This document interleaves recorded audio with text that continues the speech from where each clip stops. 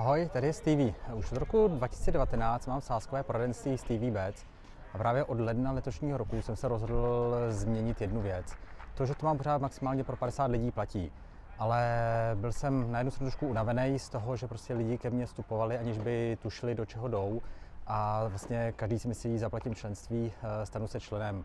Ale já prostě, moje členství je, vlastně jdu trošku opačným směrem než ostatní a já vlastně bych chtěl, aby lidi, co to zaplatí, věděli, do čeho jdou, protože to sázení není to jednoduchý, není to jenom o tom, že nakopírujete můj tiket a tak vlastně jdu proti proudu s tím, že vlastně kdo se chce stát u mě členem, tak vlastně nechci říct, že musí se mnou se nějak o tom pobavit, ale je to o tom, že si můžeme buď to zavolat přes Instagram, můžeme si chatovat nebo takhle, ale chtěl bych vysvětlit, do čeho jdete a zároveň chci, abyste se měli možnost zeptat, do čeho jdete. Takže v tomhle jsem úplně jiný než všichni ostatní a zavedl jsem tuto věc. Takže na stránkách uvidíte formulář.